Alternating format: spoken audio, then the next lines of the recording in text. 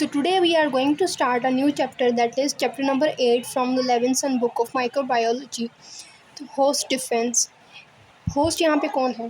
Host यहाँ पे हम हैं, ह्यूमन बींग्स हैं। तो हमारा जो डिफेंस होगा वो हम पढ़ेंगे इस चैप्टर में। तो होस्ट डिफेंस मतलब हम डिफेंस करें, हम कैसे डिफेंस करते हैं? इम्यूनिटी के थ्रू करते हैं। तो यहाँ पे हमारे पास जो होस्ट डिफेंस में इम्यूनिटी आती है वो हमारे पास दो इम्यूनिटी आती हैं। कौन सी इम्यूनिटी आती है? एक तो इनेट इम्यूनिटी होती है, दूसरी होती है एडेप्टिव।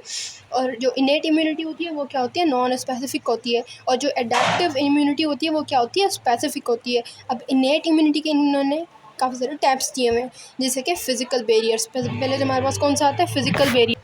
पहले आता है फिजिकल बैरियर। फिजिकल बैरियर, दूसरे आते हैं फेगोसाइटिक सेल्स और तीसरे आते हैं प्रोटीन्स। अब फिजिकल बैरियर कौन प्रोवाइड करता है? एक तो हमारी स्किन प्रोवाइड करती है और दूसरा म्यूकस मेम्ब्रेन प्रोवाइड करती है। अब उसके बाद आते हैं फेगोसाइटिक सेल्स। फेगोसाइटिक सेल्स कौन से जो है इम्यूनिटी प्रोवाइड करते हैं, इनेट इम्यूनिटी? वो होते हैं न्यूट्रोफिल्स, मैक्रोफेजेस और नेचुरल किलर्स।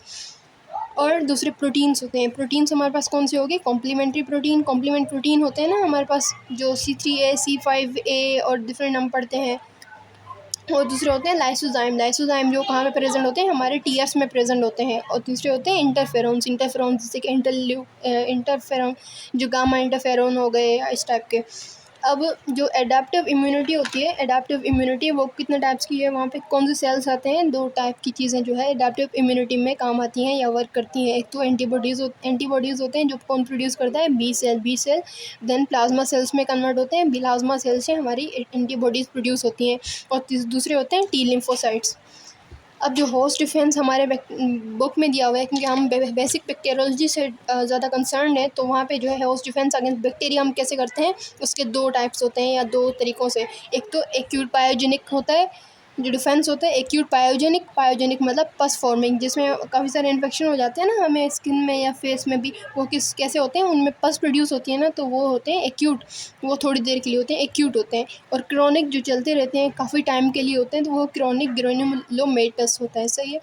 अब इसमें एक्यूट पायोजेनिक में कौन से मतलब बैक्टीरिया के खिलाफ होते हैं? हमारे बुक में दो टाइप्स की बैक्टीरिया की एग्जांपल दी हुई है, जिनके लिए हम जो है एक्यूट पायोजेनिक रिस्पॉन्स देते हैं। एक तो स्ट्रेप्टोकोकस और स्टेफाइलोकोकस। ये कौन से हैं? ये है दोनों ग्राम पॉजिटिव कॉक्साई। अब जो एक्यूट पायोजेनिक रिस्पॉन्स में जो सेल्स आते हैं या डिफरेंट चीज़ें आती हैं जो उनमें हिस्सा लेती हैं एक्यूट पायोजेनिक रिस्पॉन्स में, वो होते हैं एंटीबॉडीज़, कॉम्प्लीमेंट प्रोटीन्स और न्यूट्रोफिल्स। कौन से? एंटीबॉडी भी काम आती हैं इसमें एक्यूट पायोजेनिक रिस्पॉन्स में, कॉम्प्लीमेंट्री प्रोटीन भी काम आते हैं और न्यूट्रोफिल्स काम आते हैं। और दूसरा होता है क्रोनिक ग्रेन्युलोमेटस। इसमें कौन से बैक्टीरियाज जो है वर्क करते हैं? एक माइकोबैक्टीरियम ट्यूबरकुलोसिस जो है क्रोनिक ग्रेन्युलोमेटस जो डिफेंस है हम उनके लिए प्रोड्यूस करते हैं, माइकोबैक्टीरियम ट्यूबरकुलोसिस के लिए। और दूसरा लिस्टेरिया मोनोसाइटोजेंस के लिए। लिस्टेरिया ये भी बैक्टीरिया है। अब इसमें हमारे पास कौन से सेल्स आते हैं? एक तो मैक्रोफेजेस सेल्स आते हैं, दूसरे टी हेल्पर सेल्स आते हैं। अच्छा, क्रोनिक ग्रेन्युलोमेटस में कौन से हमारे पास सेल्स आ गए? एक तो मैक्रोफेजेस आ गए, दूसरा टी हेल्पर सेल। अब टी हेल्पर सेल जो होते हैं वो कौन से होते हैं? CD4 पॉजिटिव होते हैं। अब इसमें जो है एक्यूट पायोजेनिक रिस्पॉन्स जो शो करते हैं वो बैक्टीरिया कौन से होते हैं? एक्स्ट्रा सेलुलर बैक्टीरिया होते हैं। एक्स्ट्रा सेलुलर बैक्टीरिया मतलब वो सेल्स को इन्वेड नहीं करते, मतलब बाहर से ही हमारे टिश्यू वगैरह को जो डैमेज पहुंचाते हैं, तो उनको हम जो है एक्स्ट्रा सेलुलर बैक्टीरिया होते हैं, जो जिसके लिए एक्यूट पायोजेनिक रिस्पॉन्स हम शो करते हैं। और दूसरा क्रोनिक ग्रेन्युलोमेटस जो सेल्स वो जो बैक्टीरिया होते हैं वो कौन से होते हैं? इंट्रासेलुलर बैक्टीरिया, जिसके लिए हम जो वो सेल को इन्वेड करते हैं। जैसे कि ट्यूबरकुलोसिस हमारे एल्विलाई या लंग्स के सेल में चला जाता है अंदर, तो इंट्रासेलुलर होता है, तो उसके लिए हम क्रोनिक ग्रेन्युलोमेटस रिस्पॉन्स शो करते हैं। अब दूसरा होता है इनेट इम्यूनिटी। इनेट इम्यूनिटी हमने पढ़ी, इसमें कौन कौन सी चीज़ें थी? इनेट इम्यूनिटी में हमारे पास फिजिकल बैरियर्स थे, फेगोसाइटिक सेल्स थे, प्रोटीन्स थे। पहले हम जो है इंटेक्ट स्किन पढ़ते हैं, जो फिजिकल बैरियर का ही टाइप है। तो इंटेक्ट स्किन में हमारे पास स्किन आ गई ना, तो स्किन जो है वो कौन सी होती है? फर्स्ट लाइन ऑफ डिफेंस होती है।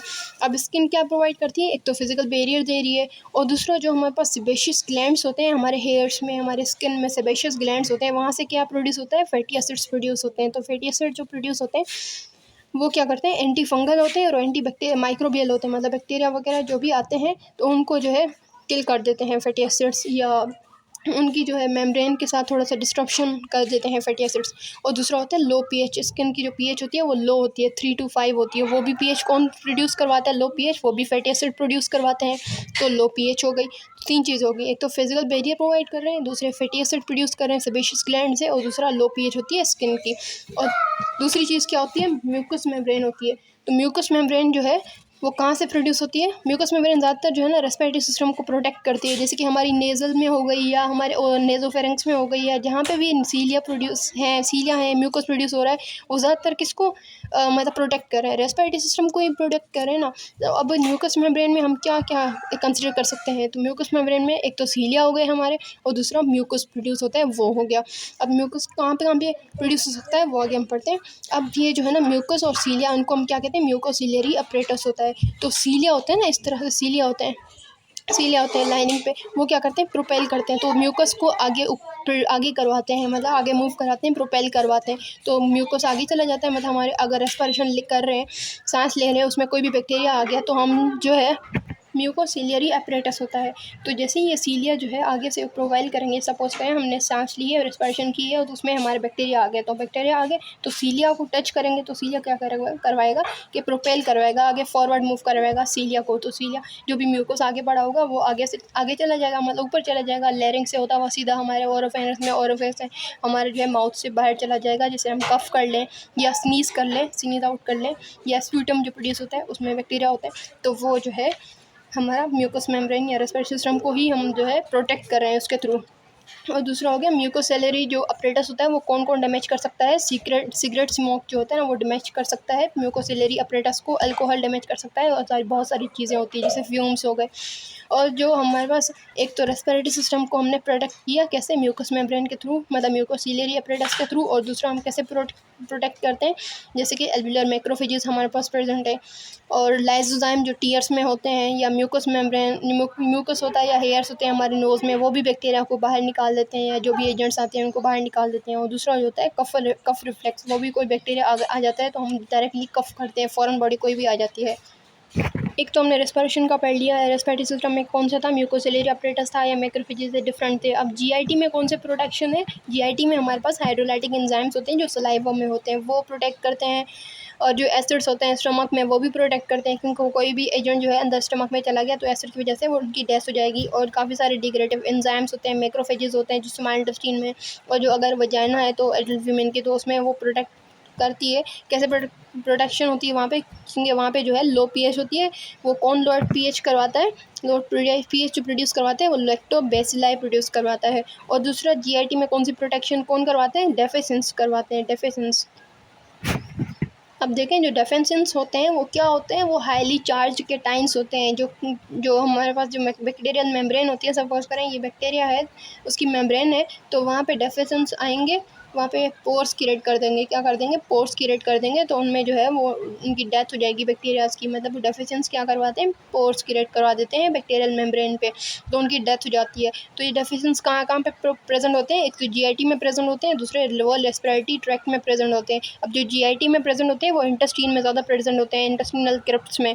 तो उसमें कौन से सेल्स जो होते हैं वो डेफिशिएंस प्रोड्यूस करते हैं? एक तो न्यूट्रोफिल्स होते हैं, दूसरे पैनेट सेल होते हैं। वो जो डेफिशिएंस प्रोड्यूस करते हैं वो कौन से होते हैं? अल्फा डेफिशिएंस होते हैं। जीआईटी में कौन से डेफिशिएंस होते हैं? अल्फा डेफिशिएंस। और जो लोअर रेस्पिरेटरी ट्रैक्ट में जो डेफिशिएंस होते हैं वो कौन से होते हैं? वो बीटा डेफिशिएंस होते हैं। अब दूसरी बात है कि जो बैक्टीरियाज होते हैं नॉर्मली हमारी स्किन में या डिफरेंट जगहों पे प्रेजेंट होते हैं, वो नॉर्मल फ्लोरा होता है बैक्टीरिया का। जैसे कि हमारा नॉर्मल फ्लोरा कहाँ पे प्रेजेंट होता है? स्किन में प्रेजेंट होता है, नेजोफेरेंक्स में प्रेजेंट होता है, कोलोन में प्रेजेंट होता है, और वजाइना में प्रेजेंट होता है। तो ये हमारे प्रोटेक्शन के लिए इंपॉर्टेंट होता है। अब इसमें यह है कि अगर ये बैक्टीरियाज जो है हम एंटीबायोटिक ज़्यादा ले रहे हैं या ऐसी कोई ड्रग ले रहे हैं जो बैक्टीरियाज को डैमेज कर रही है, हमारे फ्लोरा को डैमेज कर रही है, तो फिर क्या होगा? जैसे कि हमारे पास डायरिया हो जाता है, या ऐसी काफ़ी सारी प्रॉब्लम्स हो जाती है जब जो है ना नॉर्मल फ्लोरा ख़त्म हो जाता है या डाई कर जाता है। तो उस हिसाब से उसके बाद जो टॉपिक है वो है इन्फ्लेमेटरी रिस्पॉन्स और फेगोसाइटोसिस। अब जो हमारे पास फॉरेन बॉडीज़ हैं, कोई भी बैक्टीरिया कोई भी माइक्रोबियल एजेंट जो है हमारी बॉडी में एंटर कर जाता है, तो उसकी रिस्पॉन्स में क्या होता है? इन्फ्लेमेशन होती है। अब इन्फ्लेमेशन में क्या होता है? रेडनेस होती है, पेन होती है, स्वेलिंग होती है, लॉस ऑफ फंक्शन होता है, डिफरेंट जो हमने साइंस पढ़ी हुई है फर्स्ट ईयर में। अब इसमें इन्फ्लेमेटरी रिस्पॉन्स में ना 3 चीज़ें होती हैं। कौन सी? एक तो ब्लड फ्लो इंक्रीज़ हो जाएगा क्योंकि वहाँ पे डायलेशन हो जाएगी, ज़्यादा डायलेशन हो जाएगी, तो मतलब आर्टरीज़ वगैरह की, तो ब्लड फ्लो इंक्रीज़ हो जाएगा। दूसरा क्या होता है, कैपिलरी जो होती है ना उनकी परमेबिलिटी इंक्रीज़ हो जाती है। और तीसरा क्या होता है, एक्सुडेट मतलब फ्लूइड जो होता है ना हमारे टिश्यूज़ में, वो एस्केप आउट जो होता है, बाहर निकल आता है, वो इंटरस्टिशियल स्पेस में चला जाता है सारा फ्लूइड, तो वहाँ पे स्वेलिंग भी हो जाती है इस वजह से, तो एक्सुडेट होता है। 3 चीज़ें होती हैं। अब कैपिलरी परमेबिलिटी कौन इंक्रीज़ करता है? एक तो केमिकल मीडिएटर्स और दूसरा कॉम्प्लीमेंट कंपोनेंट्स इंक्रीज़ करते हैं। कौन से? केमिकल मीडिएटर्स और कॉम्प्लीमेंट कंपोनेंट्स। अब केमिकल मीडिएटर्स कौन से हैं जो कैपिलरी परमेबिलिटी इंक्रीज़ कर रहे हैं?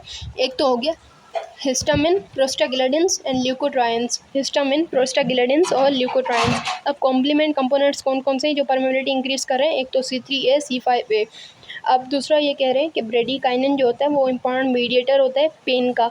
तो पेन जो है, ब्रेडिकाइनिन क्या होता है, ज़्यादातर हमारे पास ये भी केमिकल मीडिएटर है ना, ये मीडिएटर होता है, वो क्या करवाता है, पेन राइज करवाता है, ज़्यादा पेन में देता है। अब आगे ये कह रहे हैं कि इन्फ्लेमेशन जो होती है वो उसमें खास पार्ट किसका होता है इन्फ्लेमेशन में? न्यूट्रोफिल्स का और मैक्रोफेजेस का। जो न्यूट्रोफिल्स होते हैं वो कौन सा इन्फेक्शन करवाते हैं, मतलब इन्फेक्शन में जो है बढ़ते हैं ज़्यादा, वो होते हैं एक्यूट पायोजेनिक जो इन्फेक्शंस होते हैं उनमें जो है न्यूट्रोफिल्स बढ़ते हैं, जिसमें पस प्रोड्यूस होती है, तो उसमें न्यूट्रोफिल्स ज़्यादा होते हैं, मतलब न्यूट्रोफिल्स ज़्यादा हो जाते हैं। और जो मैक्रोफेजेस हैं कौन सी इन्फ्लेमेशन या कौन से इन्फेक्शन में बढ़ते हैं? क्रोनिक ग्रेन्युलोमेटस इन्फेक्शंस होते हैं उनमें ज़्यादा बढ़ जाते हैं। अब जो मैक्रोफेजेस होते हैं वो 2 काम करते हैं, उनके 2 फंक्शंस होते हैं ना मेजरली। एक तो फेगोसाइटोस करते हैं, तो फेगोसाइटोसिस करते हैं, और दूसरा क्या करते हैं, ये साइटोकाइंस को प्रोड्यूस करते हैं जो प्रो इन्फ्लेमेशन इन्फ्लेमेटरी फैक्टर्स होते हैं। जैसे कि हमारे पास जो साइटोकाइंस होते हैं वो कौन कौन से हो गए? ट्यूमर नेक्रोसिस फैक्टर हो गया और इंटरल्यूकन 1 हो गया। अब ट्यूमर नेक्रोसिस फैक्टर और दूसरा इंटरल्यूकन 1। अब जो इंटरल्यूकन 1 ये भी मतलब साइटोकाइंस है ना, तो इंटरल्यूकन 1 जो है कौन सिंथेसाइज करता है? इंटरल्यूकन 1 जो है वो सिंथेसाइज होता है किस एंजाइम की वजह से? कैस्पेसिस एंजाइम की वजह से। वो ज़्यादा मतलब से जो है मीडिएट करता है या सिंथेसिस करवाता है इंटरल्यूकिन 1 की, जो फिर प्रोड्यूस कौन करता है? मैक्रोफेजेस प्रोड्यूस करते हैं। तो किसने बनवाया, कौन से एंजाइम ने? कैस्पेसिस एंजाइम में ने बनवाया। और कहाँ पे बनते हैं? साइटोप्लाज्मिक स्ट्रक्चर में बनते हैं, जिसे हम क्या कहते हैं? इन्फ्लामोसोम में ज़्यादा बनते हैं। अब जो एक उसके बाद जो हमारे पास टॉपिक है वो है एक्यूट फेज़ प्रोटीन्स या रिस्पॉन्स होता है, एक्यूट फेज़ रिस्पॉन्स। अब ये एक्यूट फेज़ रिस्पॉन्स में जो है प्रोटीन्स बनते हैं काफ़ी सारे। वो कौन प्रोटीन्स बनवाता है? वो कहाँ पे प्रोड्यूस होते हैं? वो ज़्यादा लिवर में प्रोड्यूस होते हैं। अब हमारे पास 4 टाइप के प्रोटीन होते हैं जो एक्यूट फेज़ रिस्पॉन्स करवाते हैं। एक तो सी रिएक्टिव प्रोटीन होता है, मेनोज बाइंडिंग प्रोटीन होता है, और लाइपोपॉलीसेकेराइड या एंडोटॉक्सिन। एंडोटॉक्सिन कौन प्रोड्यूस करता है? Gram negative bacteria. ये आपने पढ़ा होगा ना चैप्टर, शुरू वाले चैप्टर में, उनमें पता होगा आपको कि endotoxin gram negative bacteria produce करवाते हैं। तो लाइपोपॉलीसेकेराइड या एंडोटॉक्सिन बाइंडिंग प्रोटीन, और दूसरा होता है इंटरल्यूकिन 6। तो ये 4 चीज़ें हैं जो एक्यूट फेज रिस्पॉन्स में आती हैं: C reactive protein, mannose binding protein, lipopolysaccharide binding protein और इंटरल्यूकिन 6। अब जो सी रिएक्टिव प्रोटीन होता है वो क्या करवाता है? हमारे पास जो कॉम्प्लीमेंट सिस्टम होता है उसमें 2 पाथवेज होते हैं ना, एक तो क्लासिक पाथवे होता है, दूसरा अल्टरनेटिव पाथवे होता है। तो सी रिएक्टिव प्रोटीन कौन से पाथवे को इनहांस करते हैं या एक्टिवेट करते हैं? वो अल्टरनेटिव पाथवे जो होता है कॉम्प्लीमेंट का सिस्टम का, वो इनको जो है इनहांस करवाते हैं, एक्टिवेट करवाते हैं। और मेनोज बाइंडिंग प्रोटीन हो गया। और दूसरा होता है अब सी रिएक्टिव प्रोटीन जो होते हैं वो क्या करते हैं? सी रिएक्टिव प्रोटीन जो है, एक तो हमारे पास अल्टरनेटिव पाथवे को एक्टिवेट कर रहे हैं, दूसरा क्या करेंगे कि हमारी सेल वॉल होती है ना, बैक्टीरियाज की सेल वॉल होती है, उनमें जो है कार्बोहाइड्रेट्स प्रेजेंट होते हैं ना, तो कार्बोहाइड्रेट के साथ क्या करते हैं? जाके बाइंड कर देते हैं, उनकी सरफेस पे, मतलब बैक्टीरिया की सरफेस पे जाके बाइंड कर देते हैं सी रिएक्टिव प्रोटीन, जैसे कि स्ट्रेप्टोकोकस नमूनिया इनमें, फिर उनके थोड़ा सा डैमेज करते हैं बैक्टीरियाज को उस हिसाब से। बाकी लाइपोपॉलीसेकेराइड जो ग्राम नेगेटिव के पास होते हैं इंडोटॉक्सिन बाइंडिंग प्रोटीन्स, वो क्या करते हैं, मतलब ग्राम नेगेटिव बैक्टीरिया की रिस्पॉन्स में ये प्रोड्यूस होते हैं। और दूसरा होता है इंटरल्यूकिन 6 जो है ना, वो कहाँ से आते हैं या कौन प्रोड्यूस करते हैं? उनको मैक्रोफेजेस प्रोड्यूस करते हैं। तो मेजर सोर्स कौन है? मैक्रोफेजेस। और ये इंटरल्यूकिन 6 जो होता है वो मेन इंड्यूसर होता है किसका? एक्यूट फेज रिस्पॉन्स का। मतलब एक्यूट फेज रिस्पॉन्स जो है ना ज़्यादातर कौन करवाता है? इंटरल्यूकिन 6 करवाता है। कौन सा? इंटरल्यूकिन 6। और दूसरा होता है गामा इंटरफेरोन। जो गामा इंटरफेरोन जो होता है वो कौन प्रोड्यूस करवाता है? T helper cell. इंटरल्यूकिन 6 को कौन प्रोड्यूस करवा रहा था? मैक्रोफेजेस। पर जो गामा इंटरफेरोन है उसे कौन प्रोड्यूस करवा रहा है? T helper cell. तो गामा इंटरफेरोन क्या करवाते हैं? एक तो एक्टिवेशन करवा रहा है, किसकी, मैक्रोफेज की, और दूसरी इसकी माइक्रोबियल एक्टिविटी है उसे भी बढ़वा रहा है, ज़्यादा कर रहा है। एक तो एक्टिवेशन करवा रहा है मैक्रोफेज की, और दूसरा इसकी माइक्रोबियल एक्टिविटी को भी इंक्रीज़ कर रहा है। तो जो कीमोकाइंस होते हैं ना, वो क्या करते हैं, अट्रैक्ट करते हैं। मतलब कोई भी इन्फ्लेमेशन हो रही है या कोई भी इन्फेक्शन का साइट है, उसमें जो है कीमोकाइंस आएंगे। कीमोकाइंस जो है ना, उसे अट्रैक्ट कौन करेगा, एक तो न्यूट्रोफिल अट्रैक्ट करेंगे, और दूसरा जो है मतलब वो कीमोकाइंस किसको अट्रैक्ट करेंगे, एक तो न्यूट्रोफिल्स को अट्रैक्ट करेंगे, दूसरा मैक्रोफेजेस को अट्रैक्ट करेंगे। जैसे कि इंटरल्यूकिन 8 हो गया, इंटरल्यूकिन 8 को कौन अट्रैक्ट करता है, मतलब इंटरल्यूकिन 8 जो है किसको अट्रैक्ट करता है, न्यूट्रोफिल्स को अट्रैक्ट करता है। और दूसरा होता है MCP1 और MIP, मतलब इसका फुल फॉर्म है मोनोसाइट कीमोटैक्टिक प्रोटीन या मैक्रोफेज इन्फ्लेमेटरी प्रोटीन। तो ये जो है ये भी कीमोकाइंस होते हैं। वो किसको अट्रैक्ट करते हैं, ये मोनोसाइट को भी अट्रैक्ट करते हैं, मैक्रोफेजेस को भी अट्रैक्ट करते हैं। पर जो इंटरल्यूकिन 8 है वो सिर्फ न्यूट्रोफिल्स को अट्रैक्ट कर रहा है। और दूसरा होता है C5a, वो भी एज अ कीमोकाइंस एक्ट करता है। नेक्स्ट ये कह रहे हैं जो इन्फ्लेमेटरी रिस्पॉन्स जो होता है उसमें क्या होते हैं, बैक्टीरिया जो एंगल्फ होते हैं, फेगोसाइटोस होते हैं, वो 2 टाइप्स के सेल से फेगोसाइटोस होते हैं। एक तो पॉलीमॉर्फोन्यूक्लियर न्यूट्रोफिल्स, और दूसरा कौन से, मैक्रोफेजेस। न्यूट्रोफिल्स और मैक्रोफेजेस ये जो है फेगोसाइटोस करेंगे। और जो पॉलीमॉर्फोन्यूक्लियर जो न्यूट्रोफिल्स होते हैं वो क्या बनवाते हैं, 60% ल्यूकोसाइट्स जो है इन्हीं से ही बने होते हैं। मतलब न्यूट्रोफिल्स ज़्यादा होते हैं ना इनमें ल्यूकोसाइट्स की नंबर में, तो वो जो है ज़्यादातर ब्लड में प्रेजेंट होते हैं। और जो इन्फेक्शंस होते हैं ना, तो उनमें न्यूट्रोफिल्स क्या हो जाते हैं, बढ़ जाते हैं, तो उनको क्या कहते हैं, हम ल्यूकोसाइटोसिस कहते हैं। और ये कह रहे हैं कि इन्फेक्शन में वैसे तो ज़्यादातर न्यूट्रोफिल्स बढ़ जाते हैं, पर जो कुछ इन्फेक्शन ऐसे होते हैं जैसे कि टाइफाइड फीवर, उसमें क्या होता है, ल्यूकोसाइट जो है डिक्रीज़ हो जाते हैं, ल्यूकोपीनिया हो जाता है। अब जो न्यूट्रोफिल्स बढ़ रहे हैं तो उनका कॉज क्या है, तो हमारे पास जो हमारे पास शुरू में सेल्स होते हैं ना, जिनसे ये प्रोड्यूस होते हैं डिफरेंट ल्यूकोसाइट्स, न्यूट्रोफिल्स, क्या जो है हमारे पास कौन से, बेसोफिल, इओसिनोफिल। तो उनमें ज़ाहिर सी बात है, हमने शुरू में पढ़ा होगा ना फर्स्ट ईयर में कि colony granulocyte colony stimulating factors बनते हैं, या जो है granulocyte macrophage colony stimulating factor. जैसे कि हमने प्लोरीपोटाइन हेमाटोपोइटिक स्टेम सेल्स पढ़े हैं, डिफरेंट सेल्स पढ़े हैं। तो उनमें जो है स्पेसिफिकली हमारे पास कौन से, एक तो GCSF और दूसरी GM-CSF, ये ज़्यादा बढ़ जाते हैं फैक्टर्स, तो उनकी वजह से न्यूट्रोफिल्स बढ़ जाते हैं, तो वो ल्यूकोसाइटोसिस होता है, इनका नंबर ज़्यादा इंक्रीज़ हो जाता है, किसमें, इन्फेक्शंस में ज़्यादा हो जाता है। और दूसरा ये कह रहे हैं कि जो न्यूट्रोफिल्स और मैक्रोफेजेस जो होते हैं ना, दोनों ही फेगोसाइटोस करते हैं बैक्टीरियाज को, पर जो न्यूट्रोफिल्स होते हैं वो प्रेजेंट नहीं करते, antigen presenting cell as a act नहीं करते, मतलब एंटीजन को प्रेजेंट नहीं करते टी हेल्पर सेल को। पर जो मैक्रोफेज होते हैं वो प्रेजेंट करते हैं टी हेल्पर सेल के पास किसी भी एंटीजन को।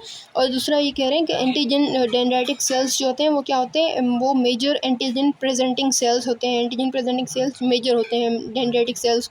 अब जो फेगोसाइटिक एक्टिविटी जो होती है, एबिलिटी डेंड्राइटिक सेल की, वो कैसे इंक्रीज़ हो जाती है, क्योंकि इनके पास क्या होते हैं, रिसेप्टर्स होते हैं मेनोज बाइंडिंग प्रोटीन्स के लिए। तो ये डेंड्राइटिक सेल्स है, उनमें मेनोज बाइंडिंग प्रोटीन्स जाके अटैच हुए, तो डेंड्राइटिक सेल जो है जाके प्रेजेंट करेंगे टी हेल्पर सेल को कि हमारे पास मेनोज बाइंडिंग प्रोटीन्स अभी प्रेजेंट है। तो आप देखें एंटीजन भी आ चुका है, तो उस हिसाब से जो है ना डेंड्राइटिक सेल प्रेजेंट कर देंगे टी हेल्पर सेल को। अब ये आगे कह रहे हैं कि फेगोसाइटोसिस जो है ना 3 स्टेप से होती है। एक तो हमारे पास माइग्रेशन होती है, इंजेक्शन होती है, और किलिंग होती है। अब माइग्रेशन जो है वो कैसे होती थी, हमने बताया कीमोकाइंस की वजह से, क्योंकि कीमोकाइंस जो है अट्रैक्ट करते हैं। जैसे कि इंटरल्यूकिन 8 हो गया, या कॉम्प्लीमेंट्री प्रोटीन जैसे कि C5a जो है वहाँ पे लोकेशन में प्रेजेंट होते हैं, प्रोड्यूस होते हैं, वहाँ से जो है ना न्यूट्रोफिल्स मैक्रोफेजेस डिफरेंट आ जाते हैं। और दूसरे कह रहे हैं जो न्यूट्रोफिल्स जो होते हैं माइग्रेशन तो कीमोकाइंस की वजह से हो रहे हैं, पर जो अब ज़ाहिर सी बात है, अब ब्लड वेसल्स में जाना है या एंडोथेलियम को क्रॉस करना है, तो न्यूट्रोफिल्स कैसे मतलब क्रॉस करेंगे। कीमोकाइंस तो आगे वैसे होता नहीं है वो बिल्कुल इंसान की तरह चलते हुए जाएँ, पर ऐसा नहीं होता। तो बल्कि इनके पास क्या होता है, सिलेक्टिन्स होते हैं, वो सिलेक्टिन जो है एंडोथेलियम के पास होते हैं, और इनके पास जो है ना उनके डिफरेंट टाइप ऑफ लेक्टिन होते हैं। सिलेक्टिन मतलब इस तरह से, सपोज करें ये है एंडोथेलियम है, और ये है हमारे न्यूट्रोफिल्स आ गए। तो उनके पास जो है ना इस तरह से सिलेक्टेंस होते हैं, और एंडोथेलियम के पास भी इस तरह से सिलेक्टेंस होते हैं। वो जो है ना इस तरह से रोल आउट होते हुए बिल्कुल इसे मूव करते हैं, रोल आउट होते हुए, फिर आगे भी जो है ना उनके पास भी ऐसे इंटेग्रिन्स होंगे, सिलेक्टेंस होंगे, वो ऐसे मूव करते हुए जाएंगे, मतलब रोल आउट होते हुए आगे ऐसे बिल्कुल घूम घूम के ऐसे जा रहे होंगे। तो ये सिलेक्टेंस प्रेजेंट होते हैं किनके पास, एंडोथेलियम के पास, और न्यूट्रोफिल्स के पास भी इनकी इंटरेक्शन होती है, इस तरह से वो मूव करते जाते हैं रोल आउट होते हुए। और दूसरे होते हैं इंटेग्रेंस भी जो होते हैं उसे और क्या कहते हैं, LFA प्रोटीन्स कहते हैं, वो भी न्यूट्रोफिल की सरफेस पे होते हैं। और आईकेम जो है वो किसके पास होते हैं, एंडोथेलियम के पास होता है आईकेम। ये देखें जैसे कि ये एंडोथेलियम है, एक तो हमने बता दिया कि इंटेग्रिन्स होते हैं, इनके सिलेक्टेंस होते हैं, एक तो इनके पास क्या होते हैं, सिलेक्टेंस होते हैं, जो सिलेक्टेंस इस तरह से होते हैं, ये न्यूट्रोफिल्स के पास, ये तो एक सिलेक्टेंस हो गया, ये क्या हो गया, सिलेक्टेंस। और दूसरे क्या होते हैं, इंटेग्रेंस होते हैं, ये सपोज करें इस तरह से सिलेक्टेंस, उनके पास क्या होता है, सिलेक्टेंस होते हैं। ये है न्यूट्रोफिल्स, उनके पास क्या होंगे, इस तरह से, मतलब डिफरेंट जगहें प्रेजेंट होंगी। तो वहाँ पे जो है ये बाइंड करेंगे इस तरह से, ये आपस में क्या करेंगे, बाइंड करेंगे। ये क्या होंगे, एंडोथेलियम के पास क्या होते हैं, आइकेम होते हैं, और जो न्यूट्रोफिल है उसके पास क्या होंगे, इनके पास होंगे, सॉरी इंटेग्रेंस होंगे, इनके पास क्या होंगे, इंटेग्रेंस होंगे। तो इंटेग्रिन और आइकेम आपस में मिलेंगे और सिलेक्टिन सिलेक्टिन आपस में मिलेंगे, तो इस तरह से वो जो है ना रोल आउट होता हुआ मूव करेगा जाके न्यूट्रोफिल्स। इस तरह से इनकी जो है ना माइग्रेशन होगी, इनकी मूवमेंट होगी। ये आपको पॉइंट समझ आ गया। तो सिलेक्टेंस होते हैं, दूसरे इंटेग्रिन्स होते हैं। तो जो हमारे पास न्यूट्रोफिल्स होते हैं उनके पास इंटेग्रिन्स भी होते हैं, सिलेक्टेंस भी होते हैं, और जो हमारे पास एंडोथेलियम होती है उनके पास आइकेम और सिलेक्टेंस होते हैं। अब जो आइकेम्स होते हैं वो ज़्यादा प्रोटीन जो है ना इंक्रीज़ कैसे होते हैं, क्योंकि हमारे पास जो मीडिएटर्स प्रोड्यूस होते हैं ना, जैसे कि इंटरल्यूकिन 1 और ट्यूमर नेक्रोसिस फैक्टर, वो प्रोड्यूस होते हैं, वो क्या करवाते हैं, आइकेम को ज़्यादा कर देते हैं एंडोथेलियम के पास। आइकेम ज़्यादा होंगे तो ज़ाहिर सी बात है न्यूट्रोफिल्स ज़्यादा बाइंड करेंगे, इंटरेक्शन होगी तो ज़्यादा माइग्रेशन होगी, ज़्यादा सेल्स जाएंगे न्यूट्रोफिल्स वहाँ पे इन्फेक्शन की साइड पे। तो उस हिसाब से कह रहे हैं, एक तो माइग्रेशन हुई, मूव तो हो गए। अब इनको जो है अंदर जाना है, किसी भी कैपिलरी के अंदर जाना है, तो वो जो है कैसे जाएंगे, क्योंकि हमने कैपिलरी का शुरू में बताया इन्फ्लेमेशन की में क्या होता है, कैपिलरी की परमेबिलिटी इंक्रीज़ हो जाती है। परमेबिलिटी इंक्रीज़ हो जाएगी तो स्पेसेस बन जाएंगे, स्पेसेस होंगे तो ज़ाहिर सी बात है न्यूट्रोफिल्स अंदर चले जाएंगे। तो उसने परमेबिलिटी किसने बढ़ाई थी, कैपिलरीज की, जैसे कि हिस्टामिन हो गया, काइनिन्स हो गए, प्रोस्टाग्लैंडिन्स हो गए, इन्होंने जो है परमेबिलिटी इंक्रीज़ की थी। तो इस माइग्रेशन को हम पूरा क्या कहते हैं, डायपेडेसिस करेंगे, डायपेडेसिस कहते हैं, क्योंकि कैपिलरी वॉल से अंदर जाते हैं। कैपिलरी में तो एंडोथेलियम होते हैं, तो एंडोथेलियम में ये तो हमने बताया कि वो जो है आइकेम होते हैं और सिलेक्टेंस होते हैं, जिसके साथ जो है न्यूट्रोफिल्स के इंटेग्रिन्स और जो है इनके इंटेग्रिन्स और सिलेक्टिन आपस में इंटरेक्ट करके देन मूव करते हैं न्यूट्रोफिल्स। अब आगे ये कह रहे हैं बैक्टीरिया जो इंजेस्ट होता है वो कैसे इंजेस्ट होता है, कि जो बैक्टीरिया होते हैं न्यूट्रोफिल्स से फेगोसाइटोस करते हैं, इनवेजिनेट कर देते हैं, अंदर अपने मुंह में ले लेते हैं न्यूट्रोफिल्स। तो वो एक वैक्यूल बन जाती है, अंदर क्या बन जाते हैं, वैक्यूल बन जाते हैं, फेगोसोम बन जाते हैं। जैसे कि मैंने एक पिक्चर में आपको शो किया है इजीली आपको समझने के लिए। ये देखें आपके पास ये पूरा न्यूट्रोफिल है, न्यूट्रोफिल ने क्या किया, ये वाला बैक्टीरियल सेल है ना पूरा, तो इसको जो है अंदर लेके आना है। इसमें अंदर जाएंगे तो फेगोसोम बन जाएंगे, ये बैक्टीरियल सेल है, ये अंदर जाएगा तो क्या बन जाएगा, फेगोसोम बन जाएगा। अब इसमें दूसरी बात कह रहे हैं कि जो हमारे पास बैक्टीरिया होते हैं उनके पास क्या होते हैं, जो हम इनके पास जो है एंटीबॉडीज़ की शेप में ना, मतलब रिसेप्टर्स होते हैं डिफरेंट, जैसे कि आईजीजी, वो भी जाके जो आईजीजी होते हैं ना वो भी जाके बैक्टीरिया की सरफेस पे जाके बाइंड करता है, जिससे वो उस बैक्टीरिया जो है रिकग्नाइज हो जाते हैं। और दूसरा C3b, ये भी जाके वहाँ पे बाइंड हो जाते हैं बैक्टीरिया के पास। तो फिर जो है ना न्यूट्रोफिल्स के पास जैसे ही आएंगे तो ये आईजीजी भी होगा, C3b होगा, तो वो जो है न्यूट्रोफिल्स उसे पहचान जाएंगे। और न्यूट्रोफिल्स के पास भी, खुद के पास भी ऐसे रिसेप्टर्स होते हैं, इस तरह से रिसेप्टर्स होते हैं C3b के लिए भी और एंटीबॉडीज़ के लिए भी। ये सपोज करें एंटीबॉडी है IgG, जो बाइंड था बैक्टीरियल सेल वॉल के पास जैसे बाइंड था, तो उनके पास रिसेप्टर्स भी होंगे न्यूट्रोफिल्स के साथ। तो ये आईजीजी और न्यूट्रोफिल्स के जो रिसेप्टर्स हैं आपस में बाइंड करेंगे और इंटरेक्ट करेंगे, देन वो जो है अंदर चला जाएगा बैक्टीरिया, फिर वो क्या बन जाएगा, फेगोसोम बन जाएगा। उसके बाद क्या होते हैं, डिफरेंट अंदर ग्रेन्यूल्स प्रोड्यूस होते हैं, मतलब दूसरा स्टेप क्या होता है, डीग्रेन्यूलेशन स्टेप होता है। डीग्रेन्यूलेशन होती है, डीग्रेन्यूलेशन में क्या होता है, डिफरेंट ग्रेन्यूल्स अंदर प्रोड्यूस होते हैं, एक तो लार्ज होते हैं, एक स्मॉल होते हैं, वो आगे मैं पढ़ाती हूँ, आपको समझाती हूँ। इसमें ये कह रहे हैं कि जब हम बैक्टीरिया सेल को अंदर ले लिया, फेगोसोम बना दिया या अंदर ले लिया बैक्टीरिया को अंदर, तो फिर क्या होता है, एक मेटाबॉलिक पाथवे शुरू हो जाता है, जिसे हम कहते हैं रेस्पिरेटिव बर्स्ट शुरू हो जाते हैं। उसमें क्या होता है, हमारे पास जो है ना अंदर 2 एंजाइम प्रोड्यूस होते हैं। वो कौन से एंजाइम, माइक्रोबियल एजेंट्स, मतलब हमारे जो न्यूट्रोफिल्स होते हैं या डिफरेंट सेल्स होते हैं वो प्रोड्यूस करवाते हैं। कौन से एंजाइम प्रोड्यूस करवाते हैं, सुपर ऑक्साइड रेडिकल्स और दूसरे हाइड्रोजन परऑक्साइड, ये जो है ना 2 कंपाउंड्स में प्रोड्यूस करवाते हैं। तो वो 2 कंपाउंड्स क्या करते हैं, बैक्टीरिया को किल करते हैं, मतलब एजेंट्स को जाके बैक्टीरिया या इंटेजेंट्स को जाके किल करते हैं। ये ऑक्सीडेटिव किलिंग होती है। अब देखें जो हमारे पास ऑक्सीजन होता है वो क्या होता है, रिड्यूस हो जाते हैं। ऑक्सीजन रिड्यूस होते हैं, क्या बनाते हैं, सुपर ऑक्साइड रेडिकल बनाता है ये। और ये कौन कैटेलाइज कर रहा होता है इस प्रोसेस को, NADPH ऑक्सीडेज कैटेलाइज कर रहा होता है। और दूसरा होता है जो ऑक्सीजन होता है हमारे पास, कौन सा ऑक्सीजन बन गया, ये सुपर ऑक्साइड बन गया ना रेडिकल, वो फिर से हाइड्रोजन के साथ रिएक्ट करेगा और हाइड्रोजन पर ऑक्साइड बनाएगा, हाइड्रोजन पर ऑक्साइड। और इसे कौन कैटेलाइज कर रहा होगा, सुपर ऑक्साइड डिसम्यूटेज, वो जो है क्या कर रहा होगा, कैटेलाइज कर। और आगे ये कह रहे हैं कि नाइट्रिक ऑक्साइड भी जो है ये भी एक माइक्रोबियल एजेंट होता है जो किल करवाता है डिफरेंट बैक्टीरियाज को, सही है।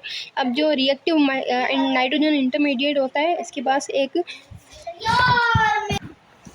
अब ये कह रहे हैं नाइट्रिक ऑक्साइड जो है रिएक्टिव नाइट्रोजन इंटरमीडिएट होता है, वो सिंथेसाइज कैसे होता है, नाइट्रिक ऑक्साइड सिंथेस एंजाइम की वजह से ये सिंथेसिस होती है इसकी। और ये नाइट्रिक ऑक्साइड जो है हाइपोटेंशन भी करवाता है। हाइपोटेंशन करवाता है मतलब कैसा है, जो सेप्टिक शॉक हो जाता है ना बैक्टीरियल इन्फेक्शन की वजह से, वो नाइट्रिक ऑक्साइड की वजह से ही होता है, क्योंकि नाइट्रिक ऑक्साइड क्या होता है, वेज़ोडाइलेटर होता है। तो ये वेज़ोडाइलेशन कर देता है ब्लड वेसल्स में, तो वहाँ पे शॉक हो जाता है, सेप्टिक शॉक हो जाता है।